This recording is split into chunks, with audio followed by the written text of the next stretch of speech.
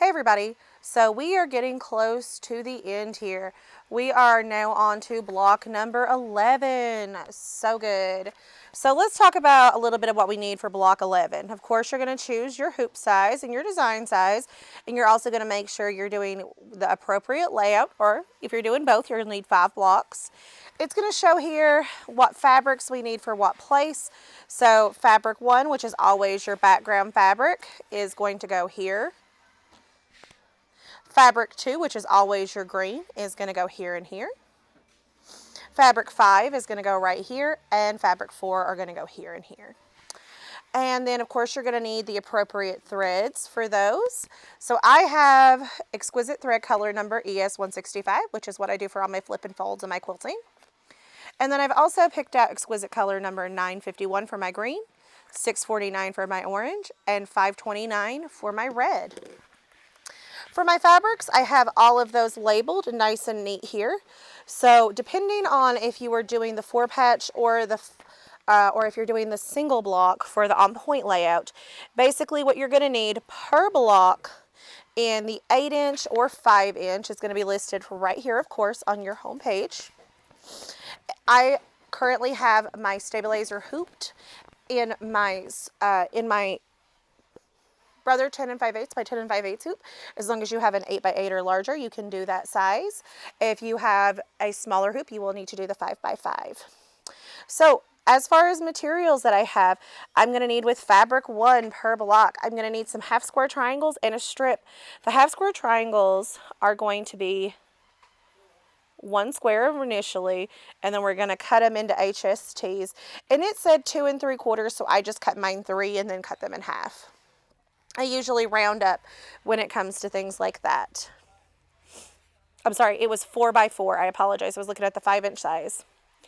And then here we have a 3 1/4, or I cut 3 1/2 inch wide by 13 1/2, which I just cut a full with a fabric strip and cut it in half. So that's kind of what I did per block. And then we are also going to need our green, which is fabric number 2, and you can tell here I've got it listed with my clips. And for that, if you're doing the 8-inch size, you need a 4 by 16 1/2 and 2 3/4 by 11 if you are doing the 5-inch size. The next piece of fabric you're going to need is fabric number 4. And those are just going to be a couple of half square triangles. If you're doing the 8-inch block, these were initially a 4-inch square. If you were doing the 5-inch size, it would be a 3-inch square. Then right here for fabric number 5, which is going to be the last piece of fabric we have, is going to be, if you are doing the 8-inch size, 6 3/4 by 6 3/4. And if you're doing the smaller one, it's going to be 4 3/4 by 4 3/4. I had a bigger piece of fabric and I just didn't see the need to cut it down, so that's why I've got that there. And then, of course, you're going to need a piece of batting if you were doing it with my method. If you were doing it the Hoop Sisters way with battleizer, you will just cut your battleizer. If you were doing optional wool, it would be roughly an 8x8 square. So let's get our fabrics. Let's move over to our machine. I've already got the design loaded. Just bear with me as I move over.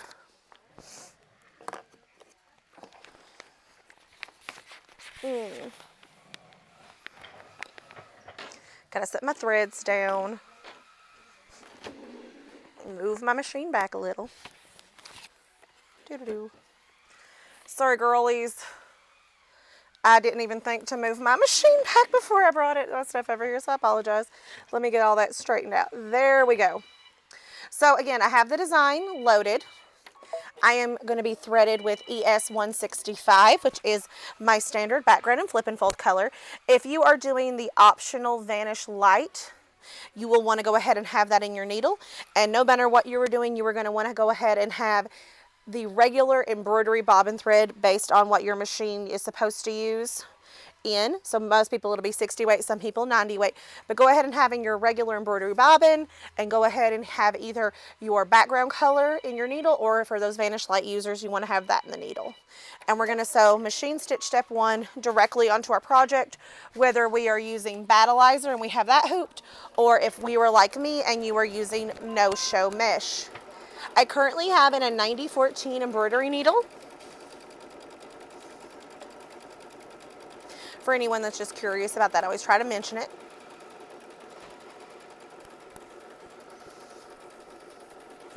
Now, for the next step, if you are using the optional wool batting, or if you were like me and you were adding your own batting as opposed to using Battleizer, you're going to want to make sure you cover the parameters of your entire stitch line. You're going to want to lay it to where it covers everything.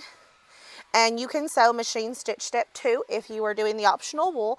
What I like to do is I actually like to go back and repeat machine stitch step 1. And if you do that, you want to go ahead and skip step 2. And I always try to mention the reason I go back and repeat machine stitch step 1 versus 2 is that if you are doing 2, it is a heavier stitch because it's a zigzag. So it's meant to hold through the Battleizer and through the batting because you would have 2 layers of batting. And that is going to make it a little heavier. So that stitch is there kind of for the thickness of it. Where I am using no-show mesh stabilizer and just a layer of regular cotton or cotton poly batting, I do not need that extra heavy stitch. But if you do it, you've not done anything wrong. But if you did like me and you went back and did step 1 as a repeat, you are going to make sure you want to skip machine stitch step 2. So I'm going to skip step 2 and move right on to step 3. Before I move forward, I'm going to go ahead and I'm going to cut my batting. I'm going to trim it all the way around. So if you are doing like I, or if you did the additional optional wool, you'll want to trim that away right now. Now, for all of you Vanish Light users, you'll want to go ahead and keep that in your needle through step 1, 2, and 3. And if you are like me, you are not going to change threads at all until we get to the quilting.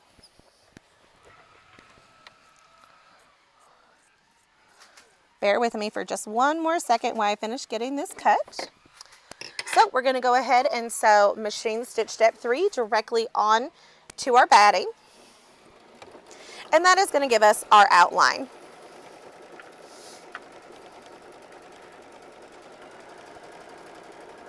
Now the fabric you want to go ahead and have ready is going to be your long strip of fabric number 1. So your background color. Now I'm a bit of a cheater with this quilt because I am doing it all in batiks. So for all of you that are doing this one, it's just very similar to paper piecing. Your first fabric piece is always face side up, and then everything after that is face side down. So when we go to lay our first piece of fabric, we want to make sure we're laying it face side up, y'all.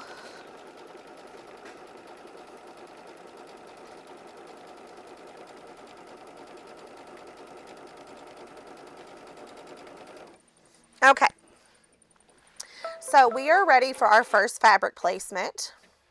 So no matter what method you are using, we are at step 4. So you want to have whatever color is going to be your flip and fold thread color in your needle right now, and no matter what, your regular embroidery bobbin in your bobbin casing. So we're going to go ahead and take our fabric strip. I like to turn it to the side, and we want to make sure it's going to cover this first square up top.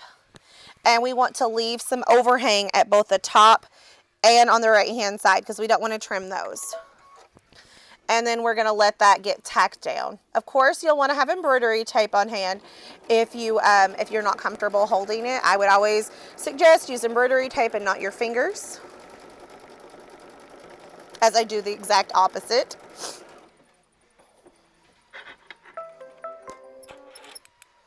So when you go to trim this side, you're going to leave about 1/4 of an inch on the inside pieces. So here and here, you want to leave about 1/4 of an inch.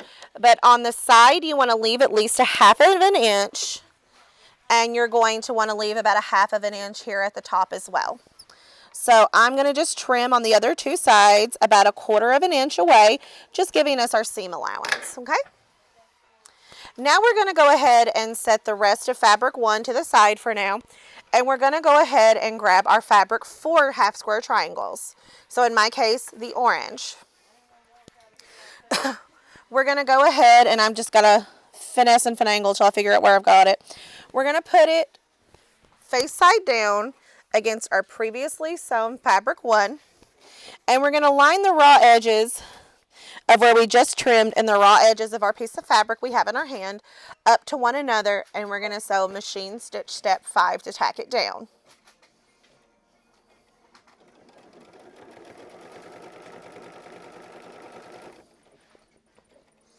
After it's tacked it down, we are going to flip it over with our preferred flip and fold method. If you have a roll and press or a fabric folding pin, or if you do a nice clean finger press, whatever your preferred method is, and just smooth it right on down. Then we're going to go ahead and sew machine stitch step 5, which is just going to give you your cut line for your first piece of fabric number 4.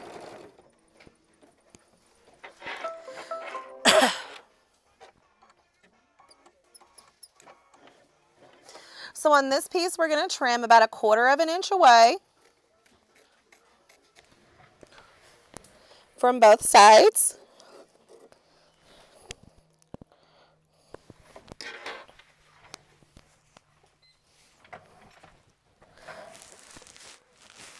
And then we're going to go ahead and get our next piece of fabric ready. So we're going to lay it over here. This is where it wants to go. So the easiest thing to do is to lay it, your fabric, other half square triangle of fabric 4, over top of your previously sewn piece of fabric number 1 and fabric 4, lining it up with the raw edges of fabric 1 and the raw edges of fabric 4, where fabric 4 would be face side down against the face side up of fabric 1. And we're going to sew down machine stitch step 7, which is going to tack that down for our flip and fold.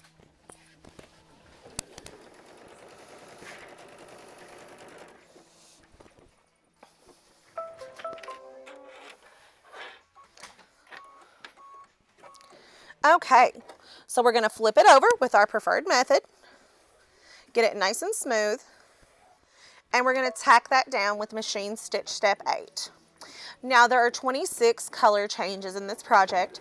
There are a total of 5,044 stitches, which is not a lot, and it should take only about 10 minutes to stitch out, not including your trimming. At least that's what it's showing at the speed that I have my machine at. Then, same as before, trim to about 1/4 inch away. Be careful not to cut into your white. And now we're going to grab our fabric 1 half square triangles. Those are going to go here and here on the block, just adjacent to our previously sewn half square triangles. Just like before, you're going to put it face side down over top of the previously sewn piece of fabric and aligning the raw edges with one another, making sure it supersedes beyond the stitch line. We're going to go ahead and sew machine stitch step 9, which is going to tack that down.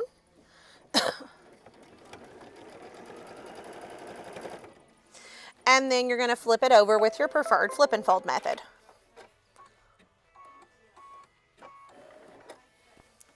We're going to flip that up and smooth it out nice and crisp. And then we're going to sew machine stitch step 10, which is just going to give you your cut line.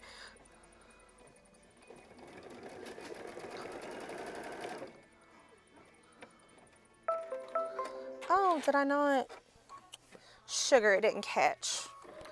Goodness gracious. I turned my half square triangle wrong, y'all. Bear with me. I'm going to have to fix that real quick. The method is sound, but I did not move my fabric correctly. So I've got to repeat this, so bear with me for just a second.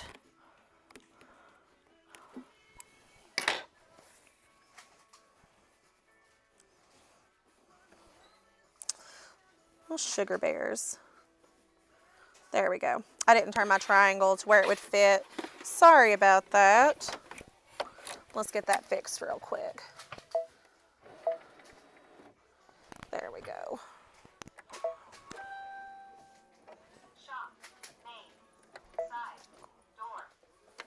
And I'm going the wrong way.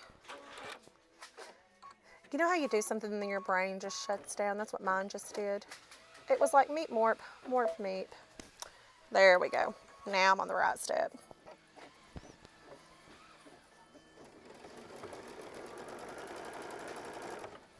But yes, girls, there is a wrong way to hold your half square triangle, and I did it wrong.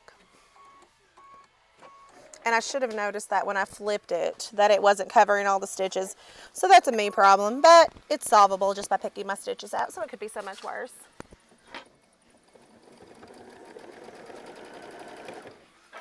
Now there's that cut line I promised you. Just like before, we're going to cut about 1/4 inch away. and we are going to leave everything at the top.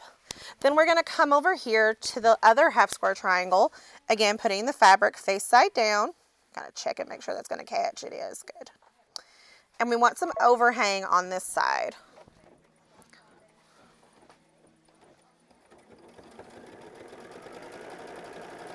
Perfect.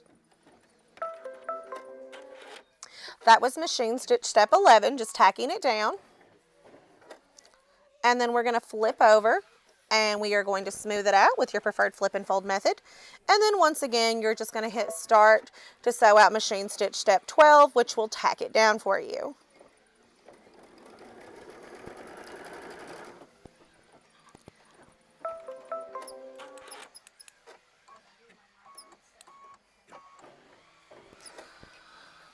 Once again, you're going to trim about 1/4 of an inch away from the previous, from the just sewn line of stitching, and you're going to want to leave your excess overhang on the outside. Let's try to scoot in a little bit right there. There we go. Alrighty.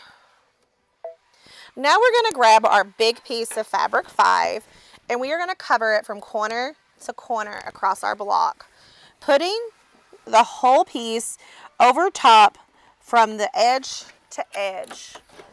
So from side to side, all the way across the entire length of the block. And you're going to want to put that face side down over top of the previous pieces of fabric. We're going to do stitch 13, and it's going to tack it down for our flip and fold option.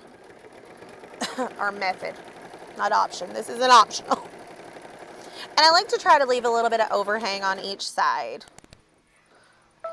It's going to be something you cut away, but it just lets me know that I have enough fabric. I've been generous with it.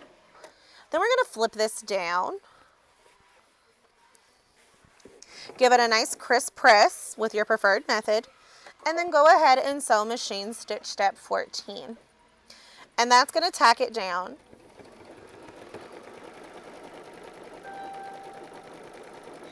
And the instructions for this step I thought were rather confusing because it talks about leaving your outside overhang.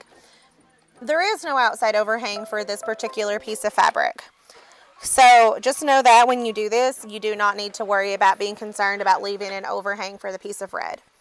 All we're going to do is trim to about 1/4 of an inch all the way around. So I just like to point that out. I think that was just kind of being like, just be cautious with your fabric, but I think they might mean these tip points, so leave those alone, but I wasn't sure. I found that a bit confusing. Now we're going to go back to the remainder of our fabric 1. So we're going to start on this long side here, and we're going to leave a generous amount of overhang at the top for when we trim. And we're going to make sure it is face side down over the previously sewn pieces of fabric. And we're going to stitch, and that will be machine stitch step 15.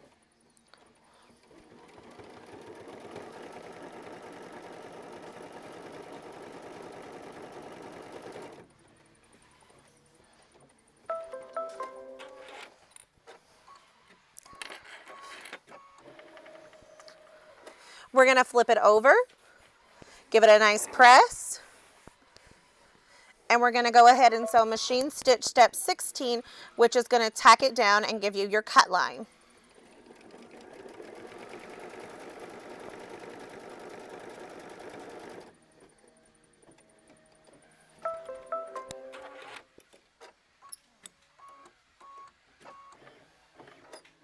Now, once again, you're going to trim about 1/4 of an inch away, and you're going to leave everything at the top. You're only going to trim to this inside line here. At the top, you're going to leave it alone. Now we're going to take the remainder of the piece of the strip that we cut, and we're going to lay it across the bottom here. Again, face sides together, so face side down. And you're going to be over top of your previous stitch pieces of fabric, all the way from fabric 1 that we just put down, all the way out here to the outside edge of the whole block. We're going to stitch down machine stitch step 17, which is going to tack it down for us for our flip and fold.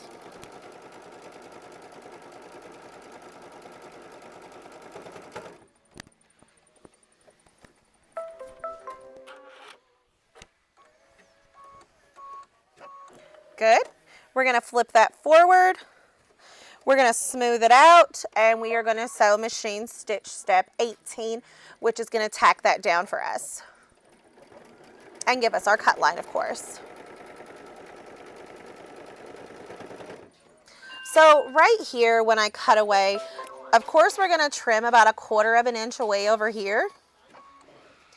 But you may have a little bit of a remainder of your strip like I did. So I just kind of cut it to where it's like roughly a little bit of my stabilizer is showing to my hoop so I don't accidentally cut too much away. So now we're going to cut 1/4 of an inch roughly away from our stitch line. And then we're going to go ahead and grab fabric number 2. And we are going to place it both here and here at the bottom.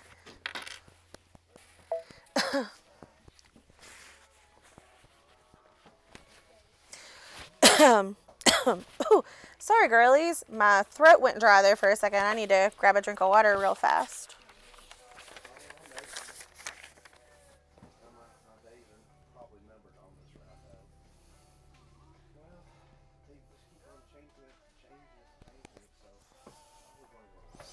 Okay, here we go. So we are on to the next piece. So fabric number 2.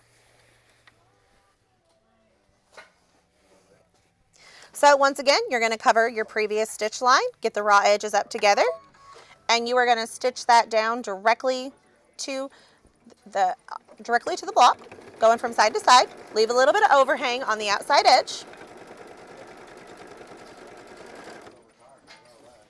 And then flip it forward with your preferred method for flip and fold.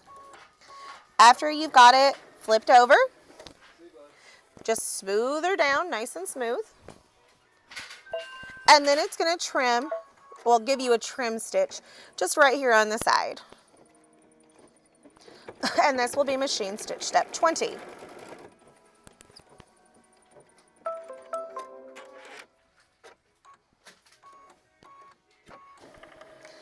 So we're just going to trim right there, about 1/4 of an inch away. Just eyeshot it to the best of your ability.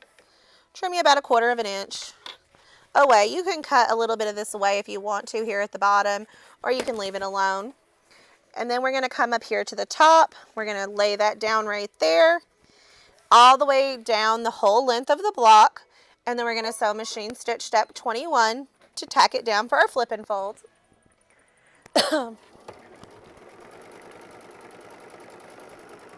Now we're getting to the point after this step to where we're going to need to choose, are you doing the back as you go, or are you doing it without the back? So here's where we are. I'm going to flip this over, and it is about to do machine stitch step 22, which will do a stay stitch all the way around. I would recommend taping all the way around. I'm going to go ahead and start sewing it, and I'm going to explain to you some stuff as we go. But I prefer if you guys would tape all the way around. I did not bring any tape with me. So here is where you would put your back on. And if you were using Vanish Light, you would also have put it in your needle before you begin machine stitch step 22. So if you're on machine stitch step 22 and you're using Vanish Light, make sure it's in your needle, regular embroidery thread in your bobbin. And if you were doing the optional back, you would have taken the hoop off the machine, flipped it over, and put the back on to where the back was facing you and it was wrong side against the back of the hoop, covering all the stitches. Now we're ready for our quilting. So I'm going to go ahead and start the quilting because it's a bit of a process, and it's machine stitch step 23. So let's talk about the quilting. So if you all are doing the Vanish Light, you would have wanted to change that in your needle before you began machine stitch step 23. You would want to put in whatever color you're choosing to quilt with. I am using ES 165. It is a light cream color, and that's what I'm using for all my flip and folds and for all of my quilting. But on the back side, if I would have been doing the optional back, I would have changed my bobbin into the color that I wanted the quilting to show in. You are also going to be quilting these 3 other colors, which are the green, the red, and the orange. So I put the orange here and the red here and the orange just for some color contrast. But you're also going to do an outline here in the green. So if you want to change those colors to match the same color as your top as you go, you'll want to have some bobbins, and you'll want to change those to when we get to those steps. Or if you want to do the same color on your back, if you're doing the optional back as we quilt, you'll want to just have that in your bobbin throughout the rest of the project. So the instructions are very good about telling you when you need to change your threads and all of that good stuff. But I just try to make a mention of it. You know, if you are doing the optional back, make sure from this point on, when you get to those steps, that you are changing to the colors that you wish to have in your needle and you wish to have in your bobbin. I hope that makes sense. So when it does start doing the run stitches for the quilting in each color, it starts from the bottom up. So it's going to go green, red, orange. So I'm going to go ahead and kind of get my green thread ready to go for when we switch over colors, because we're almost done with this project, or at least this part of the hooping. And of course, if you girls are doing the 4-patch, you'll want to make 4 of these. If you are doing the on-point layout, you will make 1 block. And if you're wanting to do both quilts, like myself, you'll want to make 5 blocks in total. This is the longest step through the whole project, which is kind of nice because we've had some pretty stitch-intensive blocks. So it's kind of nice to be towards the end of it with one that's really simple and easy and goes very, very quickly.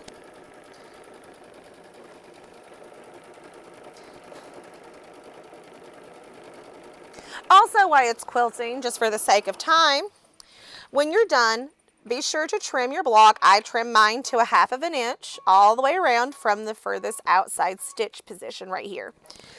If you choose to trim yours at 1/4, that is perfectly fine. Go right ahead. It does have less bulk at 1/4, but I have found when I'm putting them together, it's easier for me to press the seams open at 1/2, and I am also adding my back at the very end as opposed to quilting as you go. So you choose what method is best for you.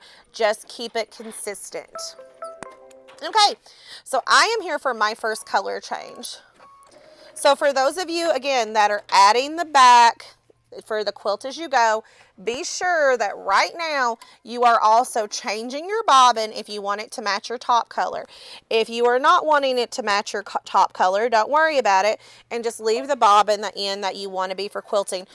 And we're going to go ahead and sew machine stitch step 24, which is going to run the quilting stitch all the way around this outline right here in the green. For those of you like me that are doing the optional, the option where you add the back as one full piece at the very end of the quilt, you do not change your bobbin once through the entirety of it.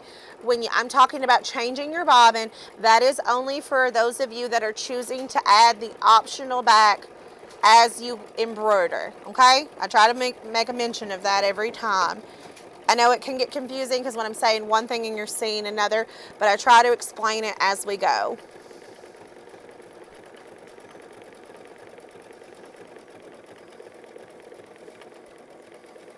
But it does do a nice heavy triple stitch through this, which I think is really nice, clean and crisp.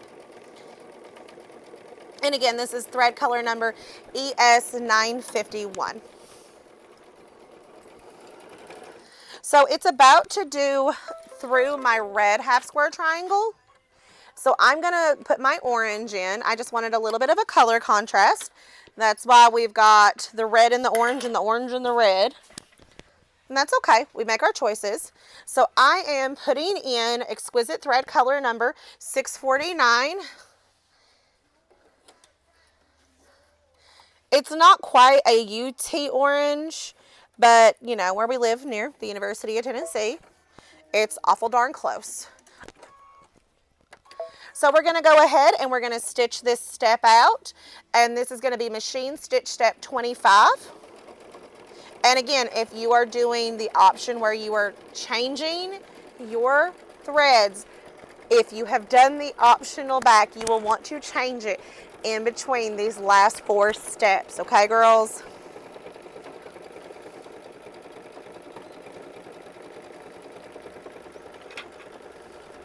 And I like the colors. It kind of looks like a fox face to me, where he's got orange ears and a red face. I'm like, oh, it kind of looks like a little fox resting his head and getting some grass. I know it's a flower. It's supposed to be, I think, like a tulip, but all I can see is a fox face. It cracks me up. I think it was my color choice, so maybe if I were to do this again, I'd do like purple. So we are ready for our last color change. I'm going to be using Exquisite Thread color number 529, which is a really pretty red, and that is going to sew through the orange. Again, for those of you that are doing the optional back and want your front colors and your back colors to match, change your bobbin right now. This is the last step. This is machine stitch step 26, and it is going to do the same kind of little triple run stitch through the orange of our block. Oh,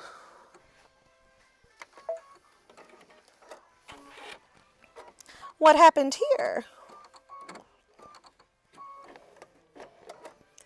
I had a nice little thread nesty nest right there. What happened here? What happened here? Emily probably threaded something wrong. She did, she did. Okay, let's see. Let's fix you up real quick.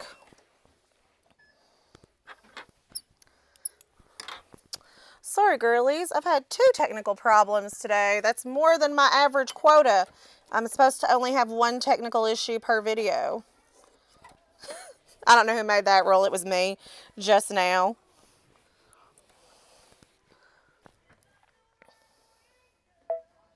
Okay.